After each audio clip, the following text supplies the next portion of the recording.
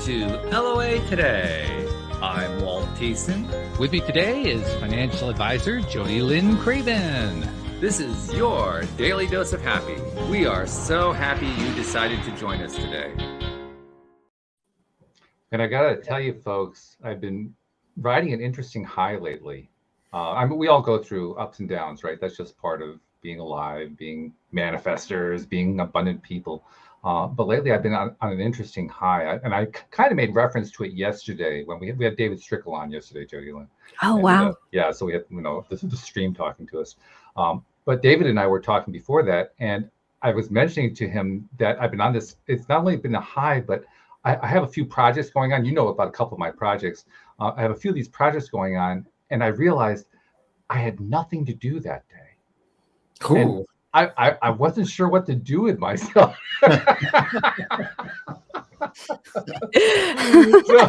What a great place to be. Yeah. Well, it was confusing, right? I'm such a doer, right? Like so many of us are. I have everything I have to do with nothing to do. Like, holy crap! I took the day today too. So I took the day off and read a book. I haven't done that in ages. I can't remember the last time I read a book. Beautiful. That's so interesting that you say that, because I have been feeling so overwhelmed with things to do because my assistant in my brokerage business has been gone. And then it was just extreme overwhelm because she does everything for me. Literally, I can't live without this woman. She takes care of everything in the background. And then I was like buttoning everything up, getting ready for her to come back. And all of the overwhelm just went away, and all the things like the busyness, it was all gone. And now that she's back, it's like smooth sailing, and I am having the same experience. Like, what do I need to do today? Very interesting. It's when you're not used to it, it's actually kind of a funny place to be because it's disorienting. Yes, because you're not used to it, right? It's like, okay, I should be doing something. Like, check the calendar. Oh, there's nothing there. No, there's got to be something I got to do here. Yeah. Check my to-do list. I think I forgot something. That's right. Yes. I actually did twice just to make sure I had missed something. Now, there is one thing I wanted to remind myself about, and so I'm going to bring it up here. Lately, the last few days, listeners have been hearing messages from me about an event that I've got planned for Wednesday, October 19th. And I want to reiterate it here live on the show, because the announcement that I put up, I realized I didn't really give great details on it, so I wanted to give some details.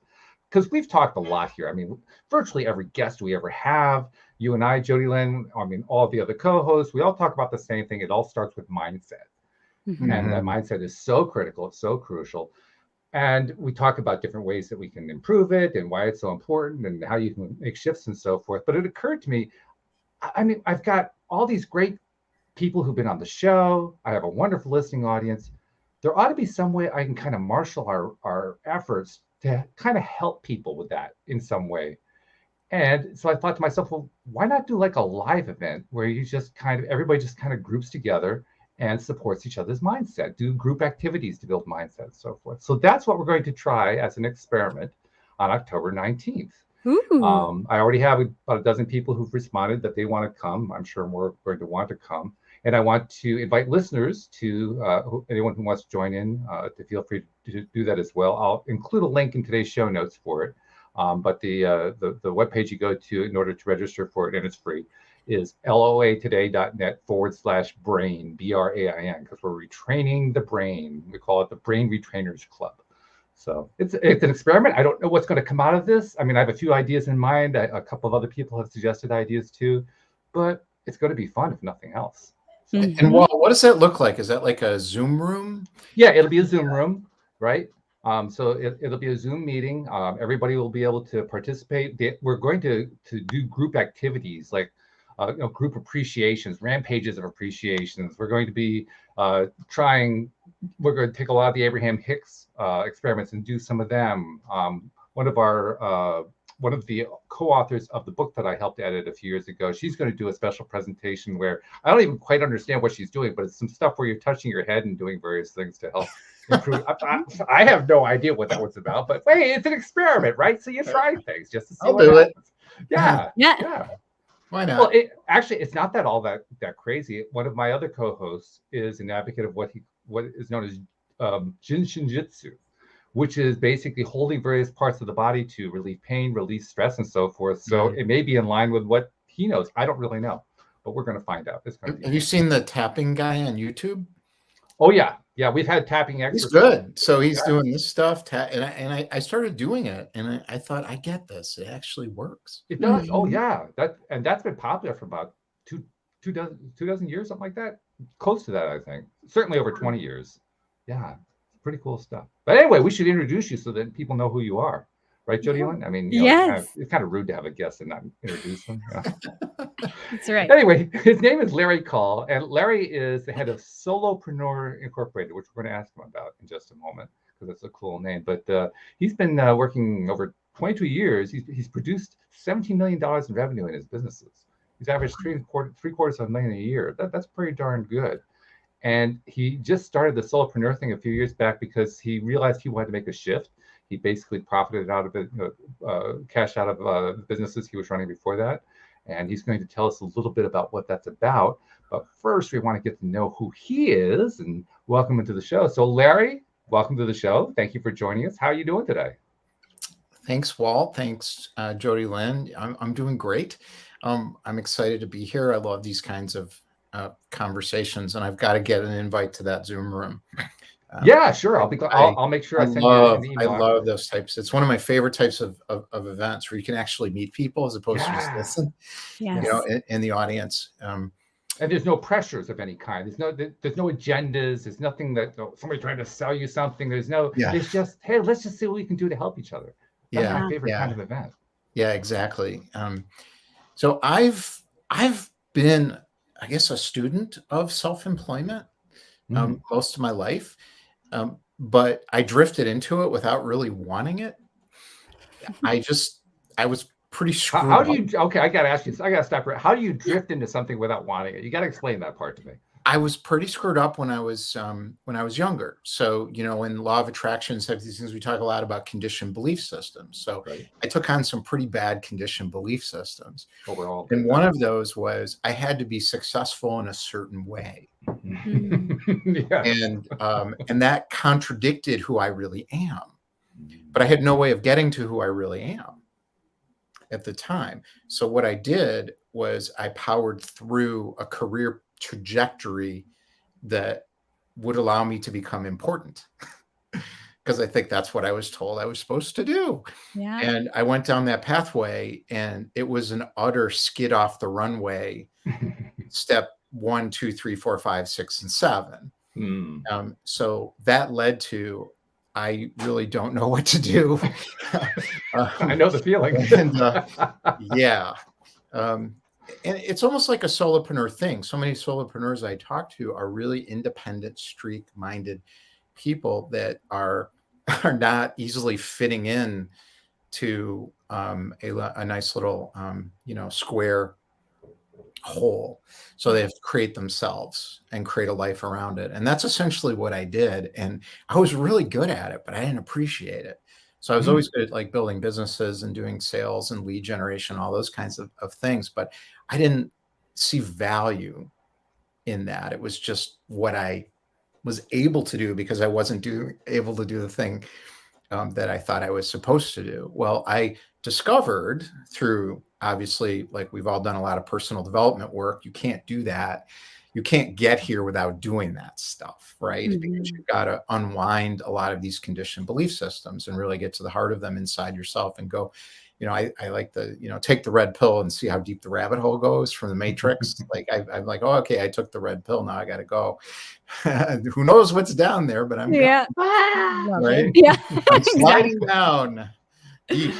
So what came out of the other side was embracing this and then recognizing that the business I had, which I still have, which I've turned over to somebody to run, was not the right business for me to build. And that's what 2 years ago led to, I'm going to find a different way to do this. And that's what kind of led to this.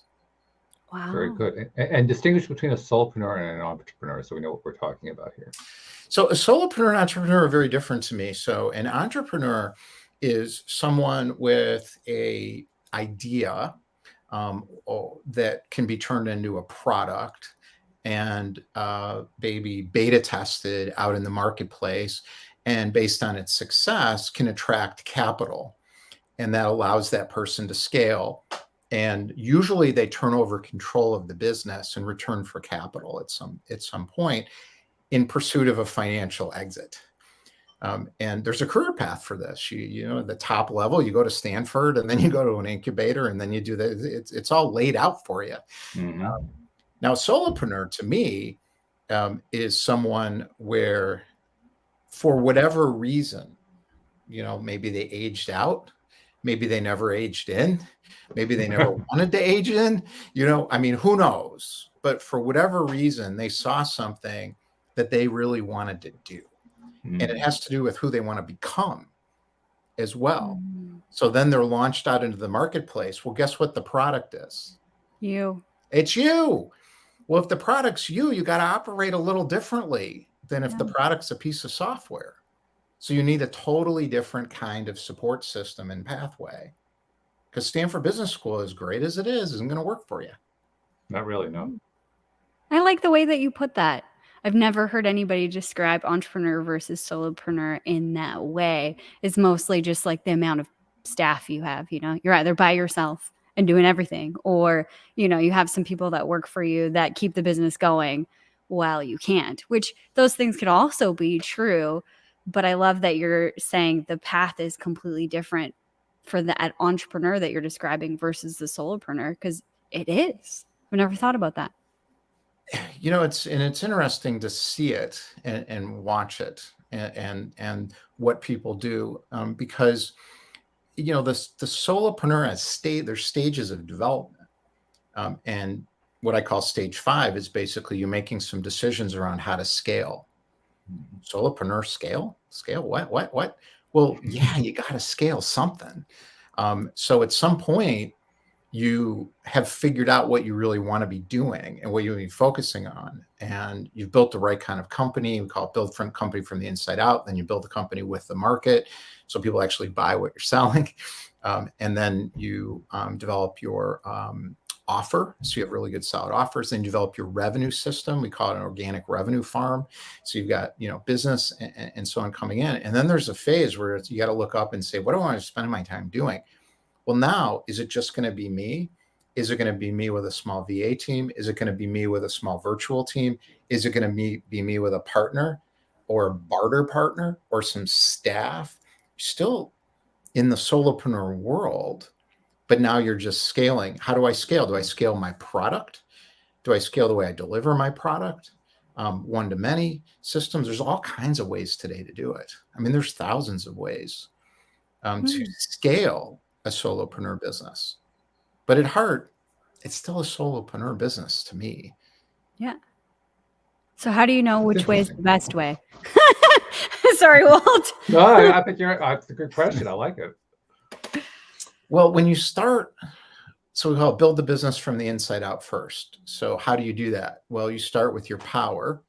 So I like archetypal energy development. So you figure out what it is. There's 12 of them.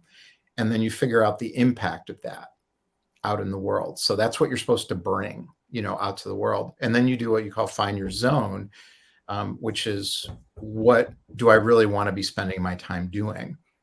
And there's a great book called Spark Types that helped me kind of get to this. And I've welded in, you know, a couple other ideas, but that's kind of the anchor for me. And I think there's 12 spark types. You figure out primary and your secondary. It tells you what you want to be doing all day.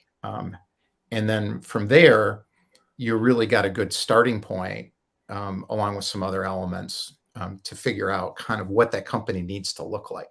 So for example, I'm what's called Maven/Sage. That's a problem.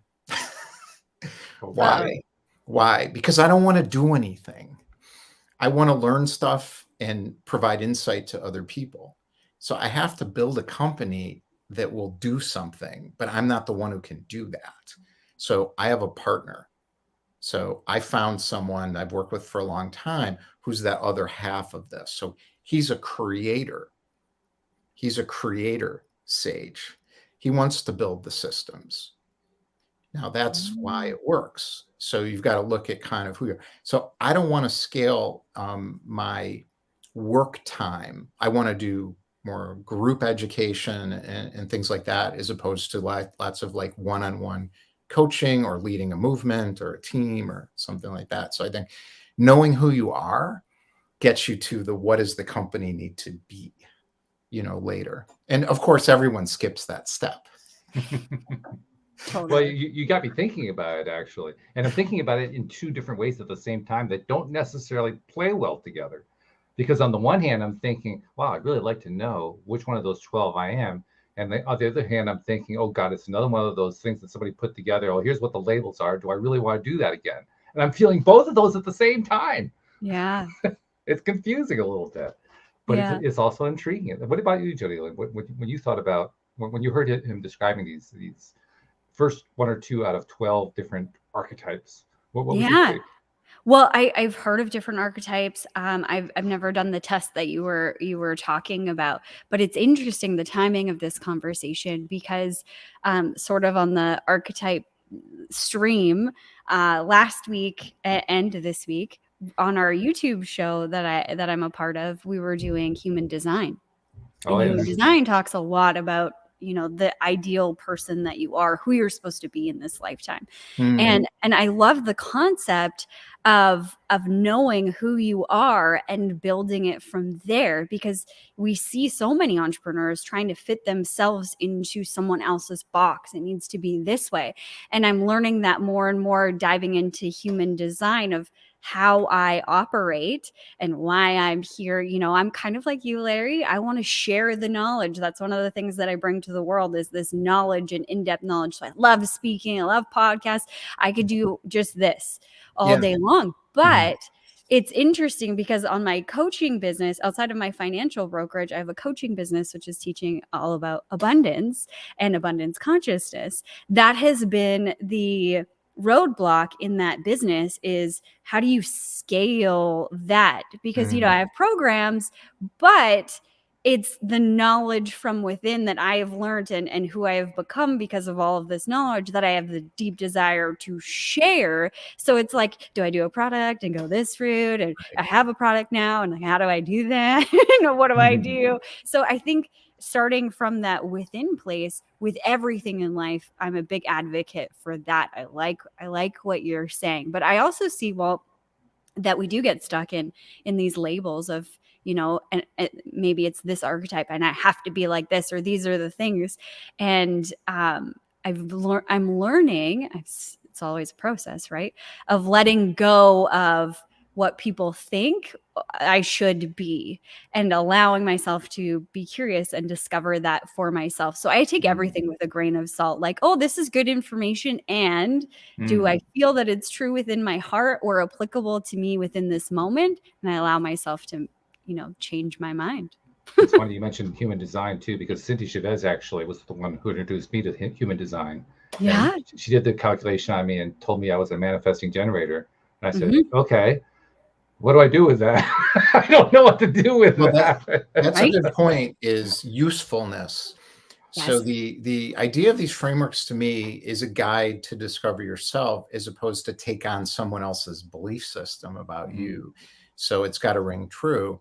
But I think the good ones are pretty accurate. At least that's been my experience. Yeah. So I'm talking about two different ones here. I'm talking about the archetypal energy from Margaret Mead and Carol Pearson from Young and Rubicon, a big ad agency. So they developed this. It's called the market management of meaning for brands. And I've applied that to being solopreneur. And then the other one is the Spark type, which is about what do you like to do, from Jonathan Fields.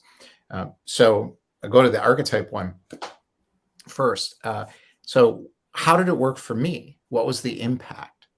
So when I figured out through the test, whatever, that, it's kind of on the fence about, do I want to take another test? Well, it's got to be useful or no, right? And if it doesn't resonate, then okay, well, move on. But for me, it really did. So what came up was what's called magician, primary, and then second, outlaw. And so what does that mean? Well, and then my partner took it. He's a magician creator, magician architect. And we looked at each other and we're like, damn, there's something here. So I started delving into it. Well, now I know what I'm supposed to do. So what does a magician do in history? What is the archetype energy? What is that archetypal energy channel, basically? It channels for people who have a desire for mastery that can't tolerate sitting in incompleteness, being stuck, or feeling powerless. It channels a alchemic solution, a bridge towards achievement. So we figured out our market. So who's our market? It's solopreneurs who want achievement. Yeah. And are willing to take the risks and move forward. Right? So I could go on, but there's 12 of these, and you figure out the energy you have. It tells you what your market is and the impact you make on the market. And that's how I use it. So it's not about being defined by it. It's about being freed by it.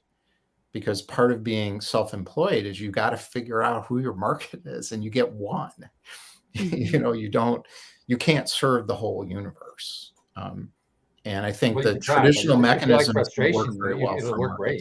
If you like to be frustrated, if you like to be disappointed, then you can try to serve the whole universe. You can do whatever you want. Yeah, that's right. You can. I forget who I heard say this. Would you rather be happy or right? And at certain points in my life, I would rather be right. Mm-hmm. Yeah. If I'm honest with you, now, I would rather be happy. So I've learned to, the concept of, beginner mind and opening up my mind, listening to other people is very hard for me at first. Yeah. I like how you're putting this in context, because going through that human design process was also freeing for me. Walt, I got a human design expert to read the chart to me, because I was like, yeah, so what now? What? Yeah.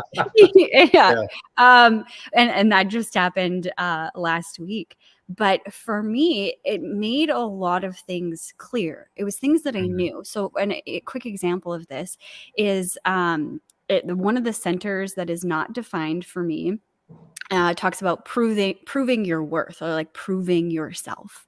And so that center is not defined for me. And what that means is that I'm not here to prove anything.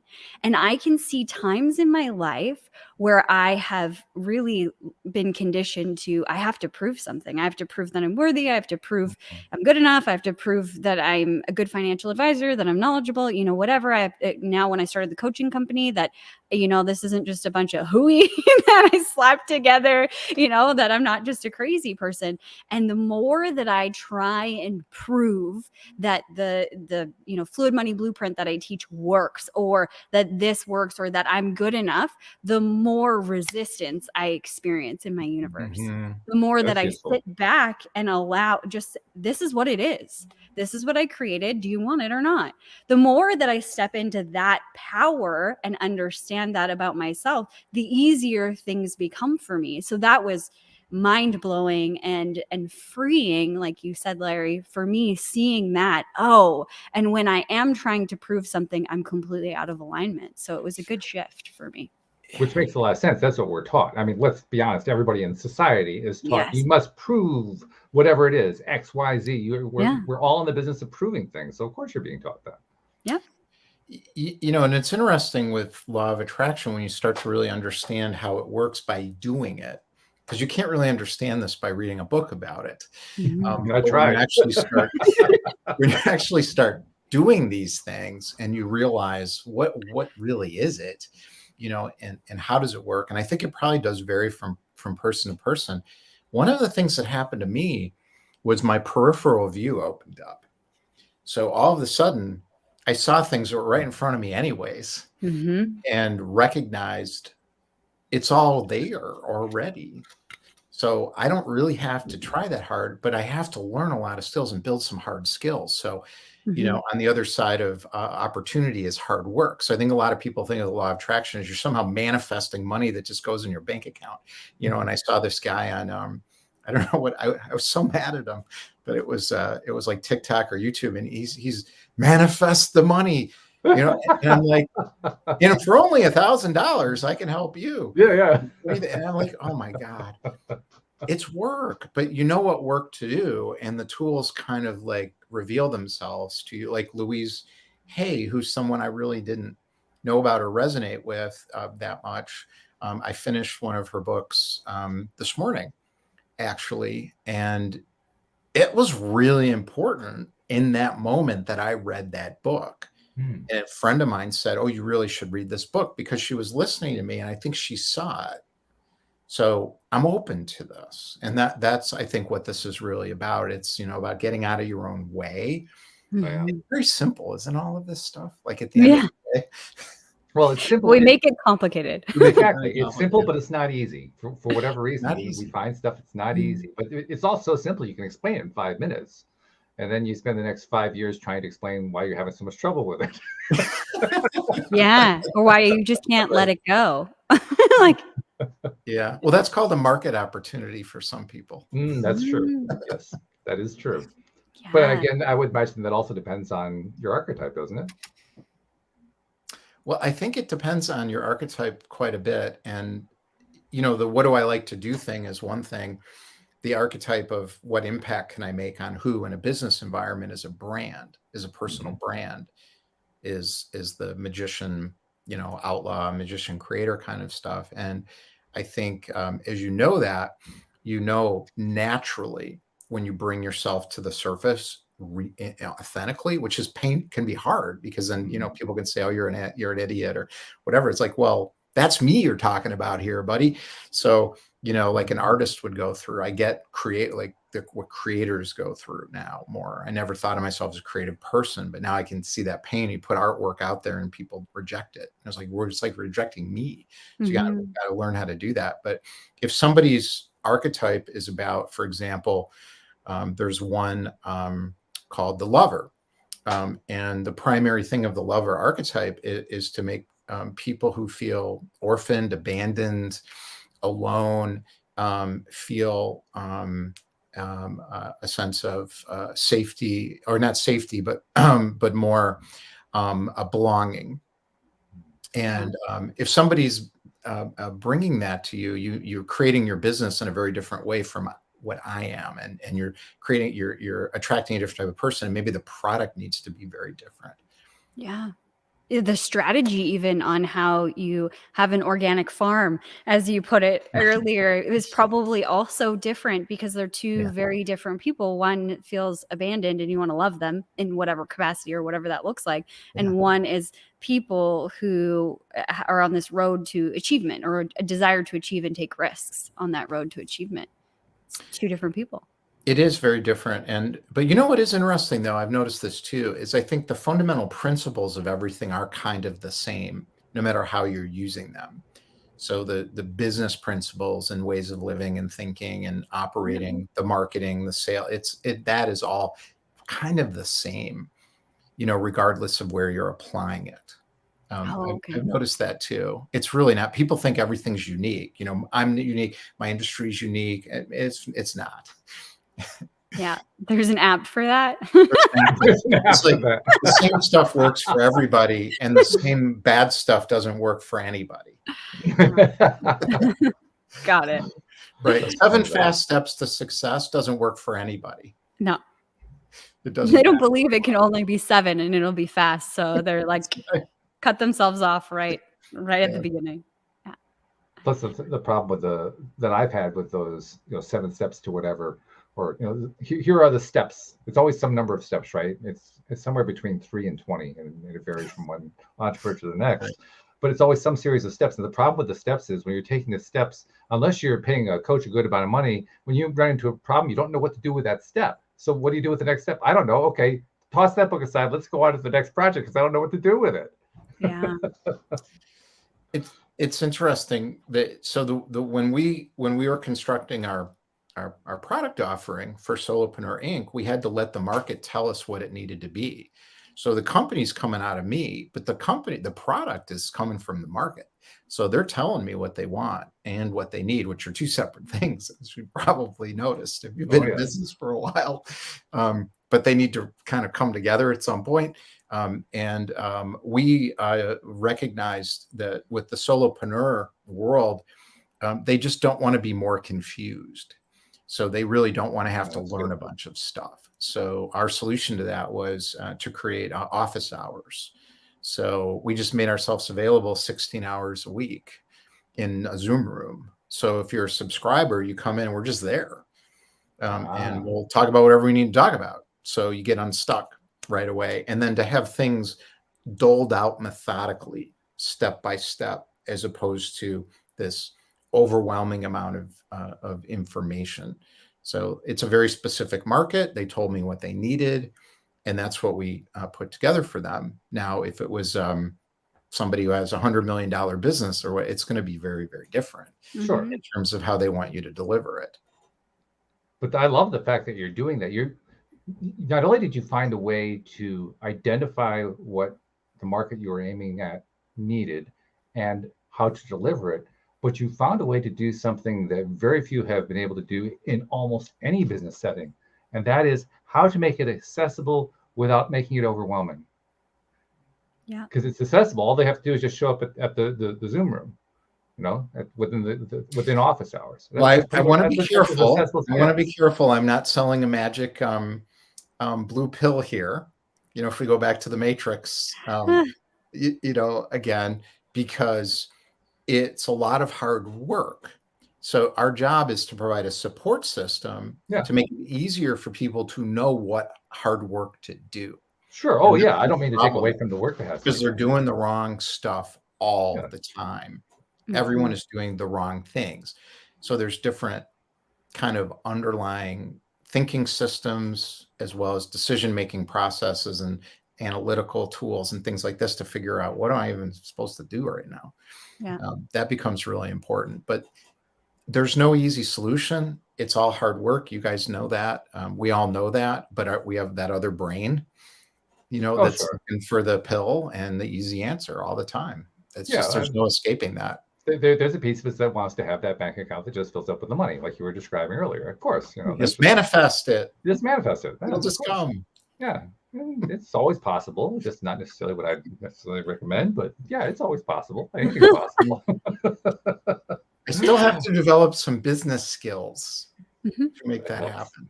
But what I was getting allow that to happen. I have to develop some business skills to allow that to happen. Yes. Well, but I was getting at. I love the fact that you took. See, here's the way most programs work, and I'm not denigrating any program. I'm just saying this is the way it usually is. Usually, there's some kind of a course. There's a coaching program that sits behind it in some way. There are maybe some intermediate steps in there, and when you want to transverse the course, when you want to travel through it and learn it and so forth, and learn whatever it is the teacher is trying to teach you, you work within the constraints of what that has to offer. The problem is you're working within the constraints of what it has to offer. And I'm not saying that that's bad. I'm just saying that's what you sometimes are running into. And you figured out a way to get around that. And I'm admiring that. I think it's pretty cool that you figured out a way to just kind of break through the constraints and say, look, we're just going to solve the problem when you have a problem that comes up and you can't figure out what to do with it. Mm-hmm. I appreciate that. And I think that the way people, and I can give people a tip about how to do this, because anybody can do this. It's actually not that hard. Is when you're talking to people, you've got to figure out what's going on with them.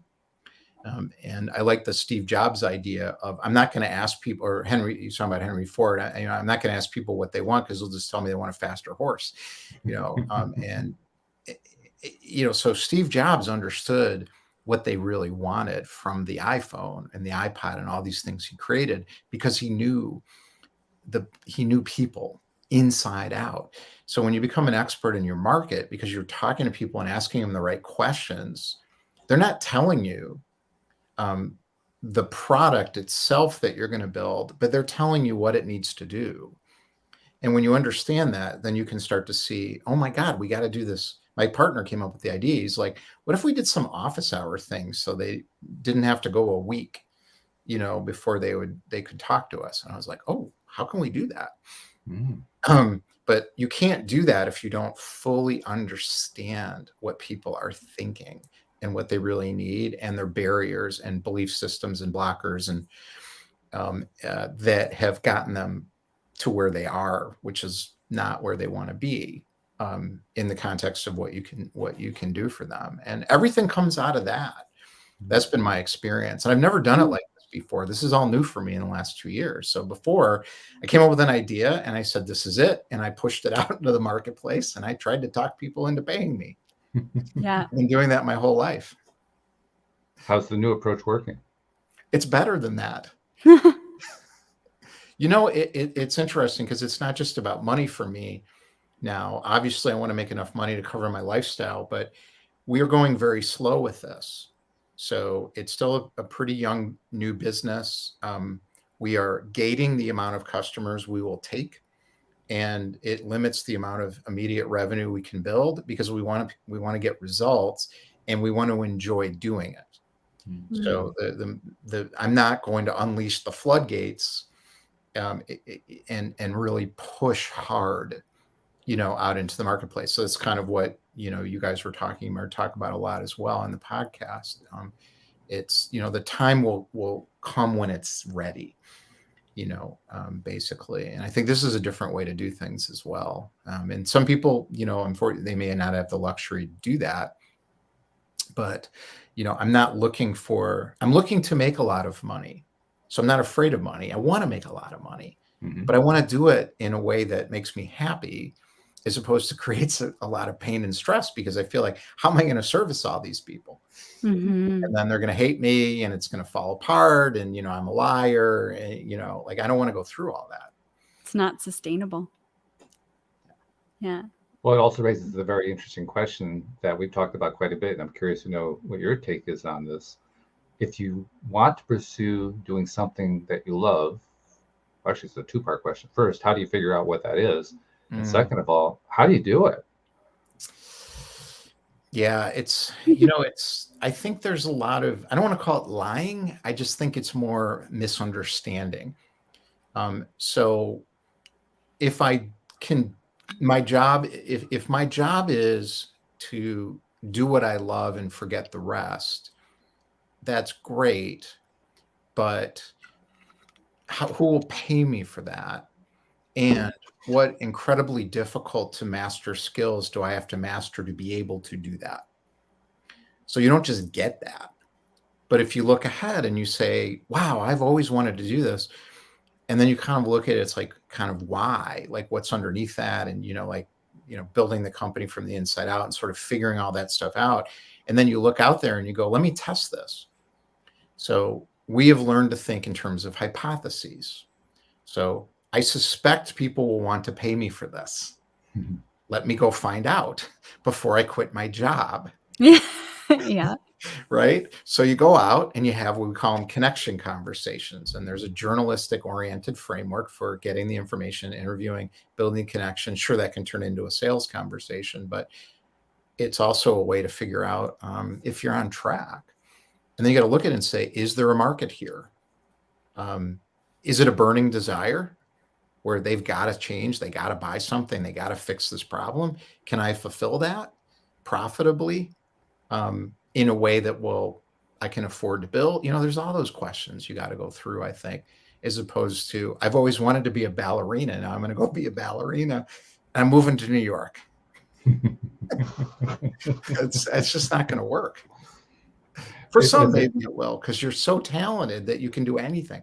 The top 1% can do anything. So if you're in the top 1% of any field, you will succeed. Yeah. They need you so badly. Like if you're a great scriptwriter, like screenwriter, you move to Hollywood, you're going to sell a screenplay because they're desperate, because there's so many crappy ones. Yeah. Coming across their desk. Eventually, they're going to see you. But what about the 99% who aren't? They're, pretty good. It's different. So we all gear in on the top 1%. It's a very good point. And we're also kind of leaning in on something near and dear to my heart, because for years I was trying to figure out, well, I love doing the podcast. How do I monetize it? And I actually got to the point, probably I'd say within the last year or two, where I decided, you know what, I don't really want to monetize the podcast because I don't want to spoil it. Because I've been through that. But my wife went through it particularly. She has a gardening service maintenance business that I'm now running for her. And she got to the point running the business end where she came to hate gardening. And she loves gardening. But the business was just, she was just so, it was such an anathema to even consider it, that all of a sudden gardening became a chore rather than a love. And it wasn't until she's now retired. It wasn't until she retired that she regained her love of gardening. Gardening became a chore. So I kind of got worried about the same thing with the podcast, because I mean, I knew you could do coaching. I knew you could do, there's a lot of things you could do. You could put up merchandise. I didn't want to do any of them. I didn't like the idea of doing any of them. And I was really concerned that if I did any of them, all of a sudden the podcast was going to start feeling cheap to me. Yeah, that's great. And that's kind of our core philosophy too. So the idea, you know, our sort of our tagline or our slogan is around this idea of, you know, make enough income to support your lifestyle, support the lifestyle that you want, but without compromising your happiness. And then you define happiness. Because I don't see success as I made all of this money doing this thing, so my business is a success. Because then I'm looking at it and I'm like, do you feel secure in it? Because I didn't.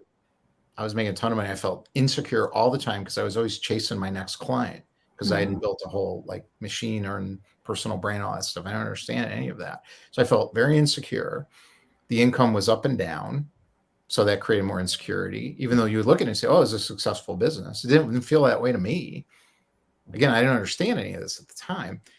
I hated what I did because I really didn't like client service. You know, I like learning stuff and I like talking about it with other people, and I want them to have insight and help them shift their thinking and live a better life and all this stuff. My clients didn't want any of that. They didn't want any part of it. They're like, stop talking. Get us more revenue. It was a company. Like, they don't want to hear it. They don't want to learn anything. They wanted us to just do the work and get results. And I was like, oh my God, this is so awful. So I built a company I didn't like. And then the stress in the family. I think the toughest thing for solopreneurs is in the spousal side. So you think it's tough for the solopreneur. It's even worse for the spouse, who's kind of like, can we go on vacation or not?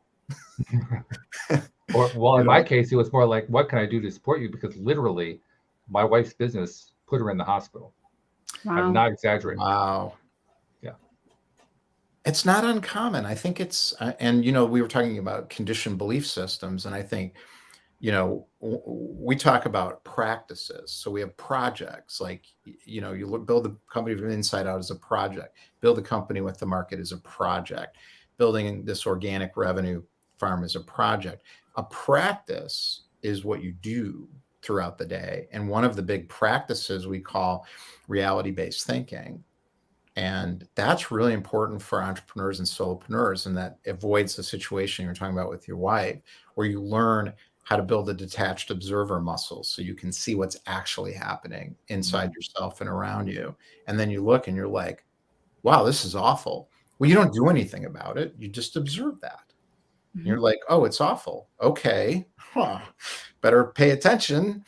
Delaying gratification. Okay, well, I can't solve the problem right away, but I'm going to start formulating, you know, a solution. Suspending judgment. I'm not a bad person. They're not a bad person. It's just, this is where I got myself. So I think those practices, and you know, most people don't want to do that part, but I think more and more do. And, you know, I'm kind of deliberately melding that into everything that we do, because I think it is the differentiator. So the kinds of stuff you're talking about on the podcast, and those are the things that really matter. It's that fundamental mind shift. And we all know the principles. They're not hiding. You can go on YouTube and Google how to live a good life, how to be successful, and it all pops up. It's all the same stuff that I read, and I'm doing it, but I'm doing it. That's maybe the difference.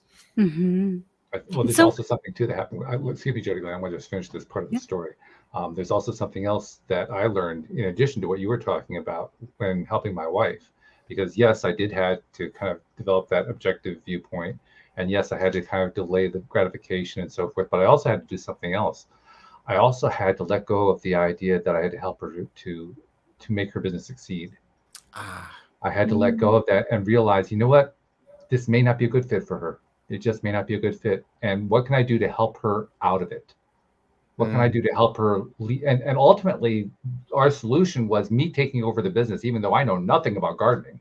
I just know how to run a business. Yeah. Fortunately, we have a great staff. Otherwise, I couldn't possibly do it. I mean, give me their garden, forget it. I'm going to kill every plant that's in it.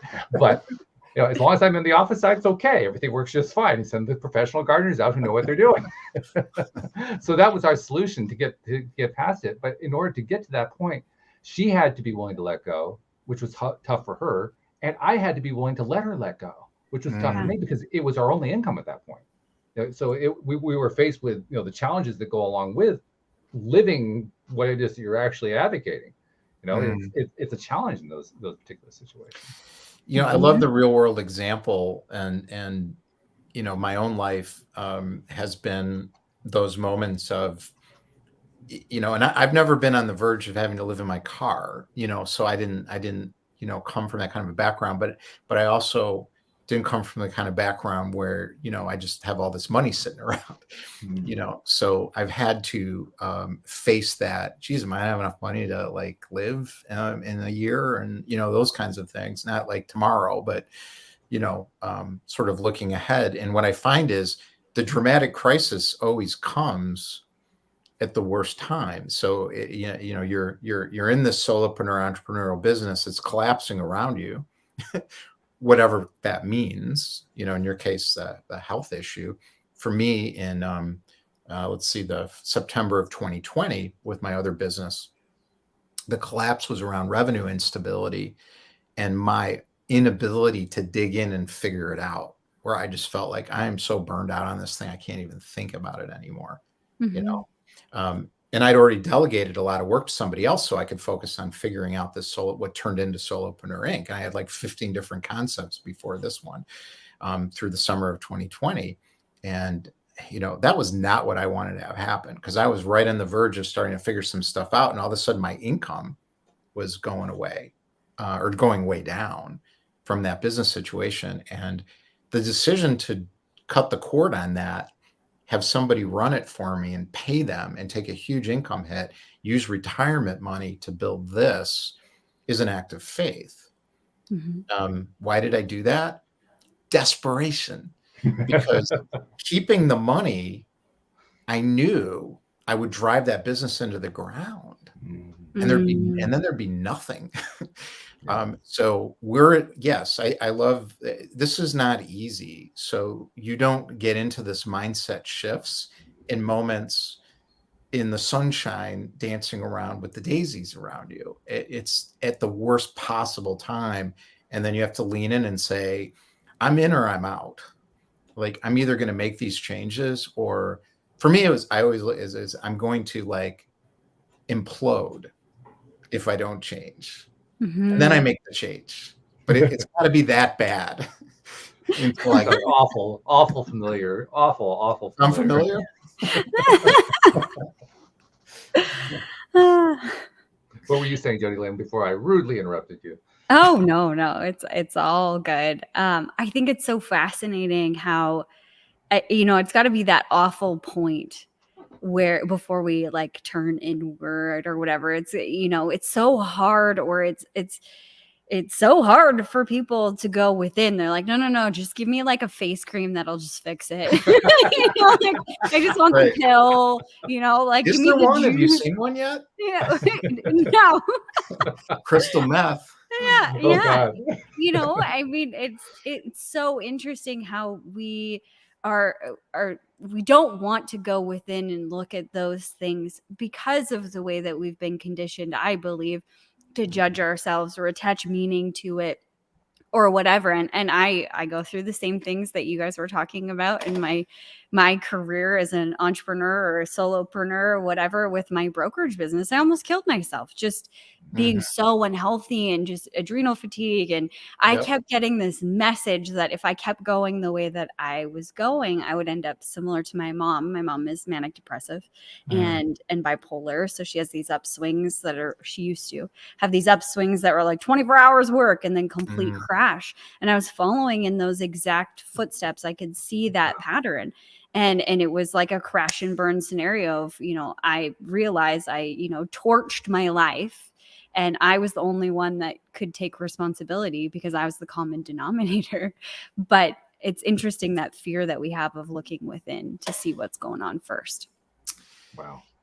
And there's so much brain science on this. And it's like, as I've delved into it, further and further, I realized, it's not just me. It's kind of like everybody. It's interesting when there's a great podcast I love called Founders, the Founders Misfit Feed. You know it?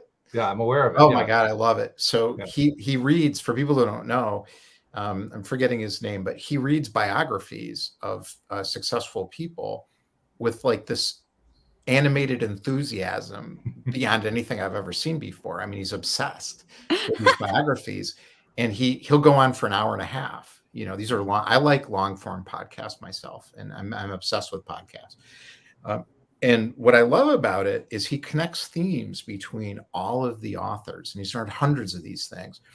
So, I'm listening to all of them, and I'm like, oh my God, every single one of them, there's a horror story in there.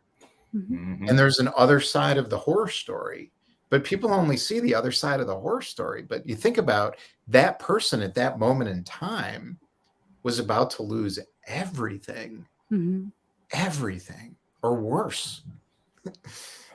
And they went through the other side because they had the resilience, they had the work ethic, and they had the belief in the mission of what they were doing. And now what I would add to it, because he says those are the two big themes, it's the mission, the vision, and then the work ethic, the tenacity, the ability to suffer basically through the tough stuff. I would add another part is this detached observer, kind of accepting incompleteness, putting a pause on things, being able to open your mind and problem solve. I think that's probably almost always, I bet that's always there as well. I think that component, in other words, what that really means to me is you're separated from your conditioned thinking. So your brain is no longer running you. You're able to kind of like slow it down and separate a bit and see, okay, what's really going on here? Because I think if someone can't problem solve like that, they probably can't get themselves out of that catastrophe. Yeah. It's just so sped up. You can't do it. Man, why don't they teach this stuff in school? I know. Like, there's so many things I've been What else is there that's more important? What is there that's more know, important than understanding you and how you operate and why you operate that way and how to step away, detach that thinking like you were talking about? These are all fundamental life skills that will either like make or break your path.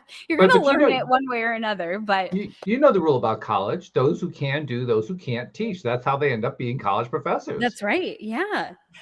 I'm not kidding. It's really true. Yeah. It's so frustrating. And I don't know why. I mean, I think there's a fundamental just problem in the whole society.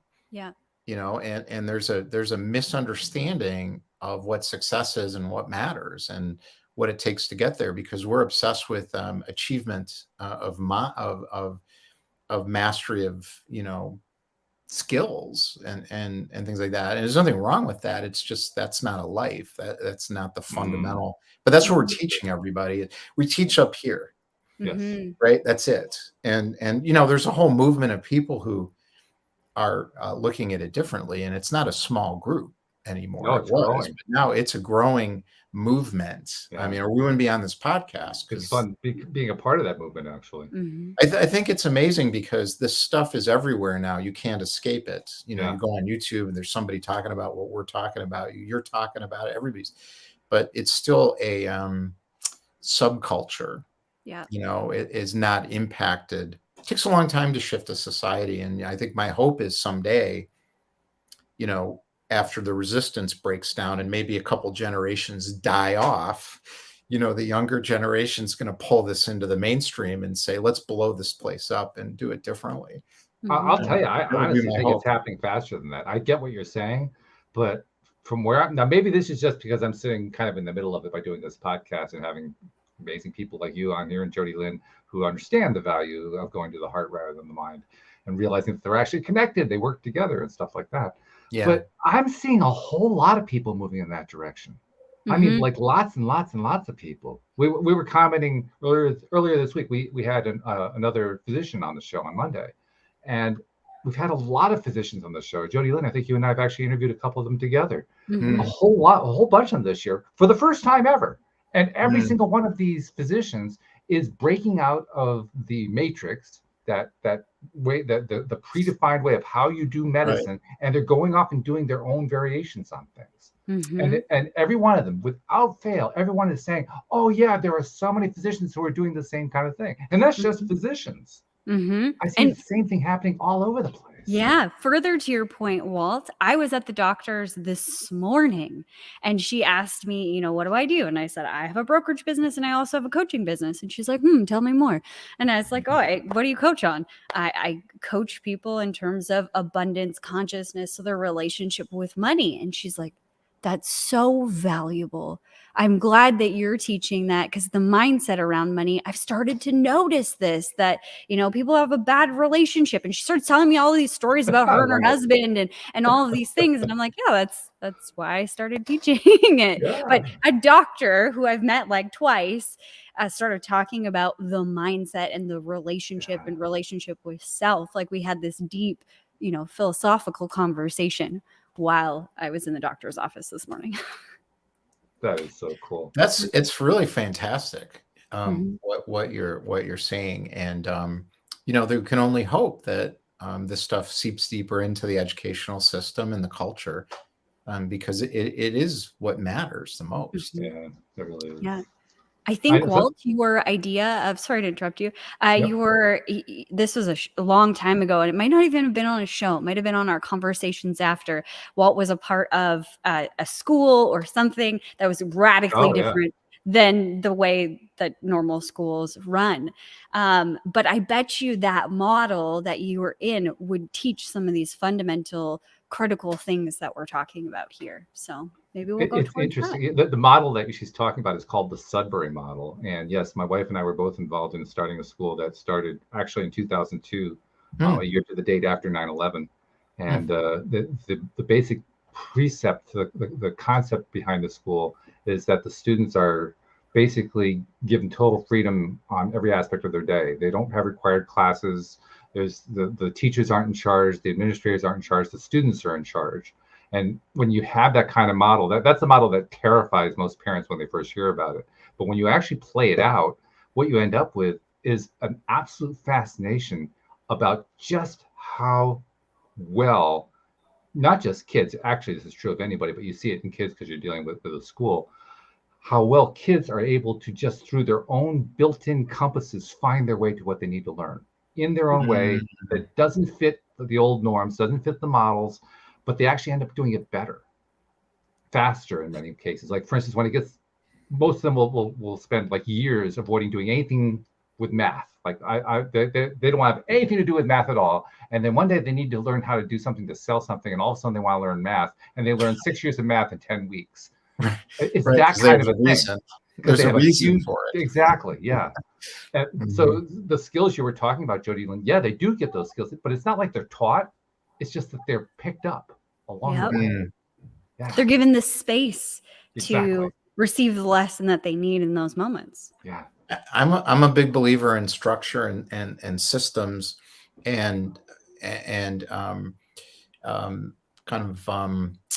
principles and all these things. And I think when you set things up like that the right way, it can really work for people, because we already have all the stuff we need inside us. Yes. We just need a way of kind of organizing it and having somebody kind of put those guardrails around so we don't drift off into the weeds all the time, which we're going to do. But it's really exciting that someone is doing that. It was fun too to set up the school. I have to say, there's a whole we've done shows on that one. We'll have to do another show at some point too. But on this show, we have something we haven't really talked a lot about because you kind of made reference earlier on to the workshop that you offer, but we really didn't dive into that at all. Give us like a feel. What's that workshop about? So what we do, I've been running this for about 2 years. So it's every Thursday at 10 o'clock Central Time, US, Chicago.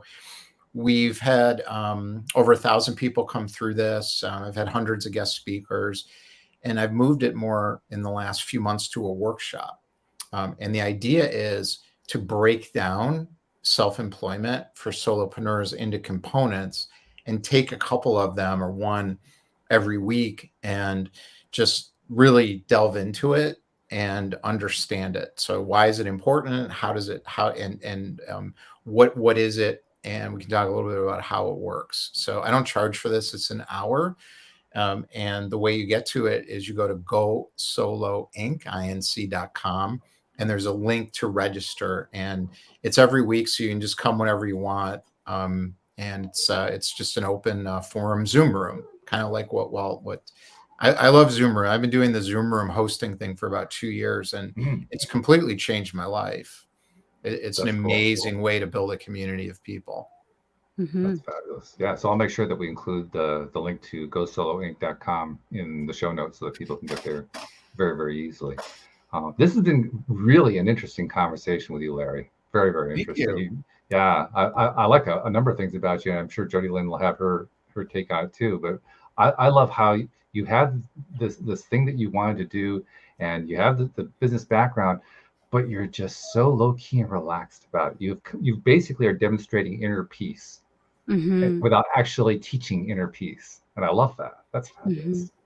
Yeah, and just the courage that it took to allow yourself to choose a different path that's completely unconventional. I'm sure people that are, around your age in the same kind of category, whatever, would have been like, no, save all of your money and then you can retire. No, people told me not to do this. Yeah, exactly. They actively said that's a really stupid thing to do. Yeah, but to have the courage and follow that intuition, follow your heart and where you were really being led, that takes courage. And you're a great example for everybody that's listening today and everybody that you're working with as well, just the world in general. So thank you for that, Larry. Thank you so much. And I appreciate the opportunity, and I enjoyed the conversation as well. And I also need to add in that there are many people who you've never met, you've never seen, who have maybe seen you on a podcast or read something that you wrote, or maybe they kind of lurked in the background in one of the workshops and they took something away from it. They got an advantage, they got some sort of benefit, and you never heard about it, but you also never got any feedback on it. So on their behalf, I want to thank you for what you do for them, for those unseen people that you never see, you never meet, probably never will see, never will meet, but you've touched their lives and continue to touch their lives going forward. Yes. So thank you very much. Thank you to our podcast listeners everywhere. We'll see you all next time here on LOA Today. Goodbye, everybody.